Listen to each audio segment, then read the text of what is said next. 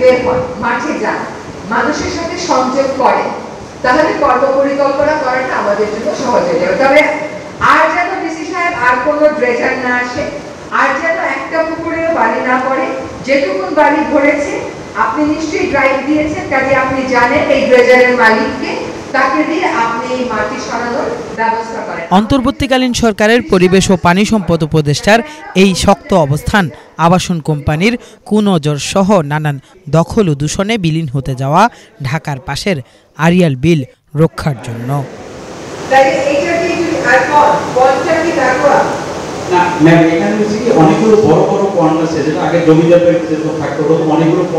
প্রমত্তা পদ্মা ও ধলেশ্বরী নদীর মাঝে প্রায় 14,500 হেক্টর এলাকা জুড়ে আরিয়াল বিলের অবস্থান।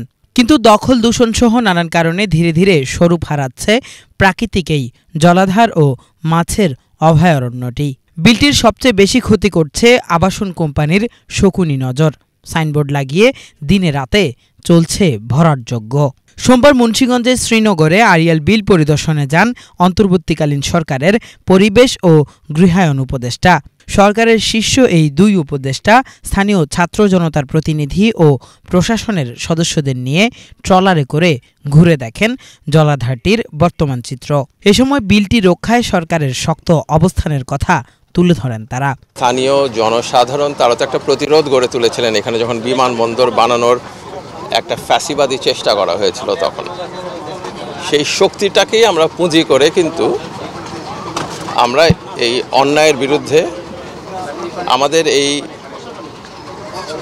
প্রচেষ্টাটা আমরা চালাবো, যেন বালু ফেলে দখলের চেষ্টা না করা হয়, যেন সাইনবোর্ড লাগিয়ে দখলের চেষ্টা না করা হয়, যেন চাপ দিয়ে ভয় দেখিয়ে দখলের চেষ্টা করা না হয়।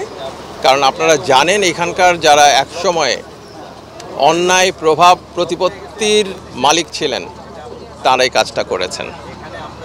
এখন সেই পর্বটার সমাপ্তি ঘটেছে। এর আগে সকালে শ্রীনগর উপজেলা পরিষদ মিলনায়তনে আরিয়াল বিল সম্পর্কিত উপস্থাপনা ও ব্রিফিংয়ে অংশ নিয়ে সরকারের বিভিন্ন প্রতিষ্ঠানের কর্তা ব্যক্তি ও স্থানীয় বিভিন্ন শ্রেণী পেশার মানুষের কথা শুনেন সরকারের এই দুই উপদেষ্টা। সেখানেও নিজেদের কঠোর অবস্থান তুলে ধরে আরিয়াল বিল রক্ষায় সর্বোচ্চ গুরুত্ব দিতে নির্দেশ দেন জেলা প্রশাসনের কর্মকর্তাদের। আমরা যখন মাঠে আসবো তা আমরা টেবিলের এই পাশ থেকে আসি আর ওই পাশ থেকেই যাই, তখনই ড্রেজারগুলো উধাও হয়ে যায়।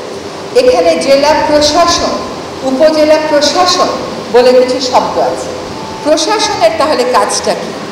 ড্রেজার দিয়ে কারা মাটি ভরছে এটা পুলিশ প্রশাসন, জেলা প্রশাসন, উপজেলা প্রশাসন জানে না, এটা হতে পারে না।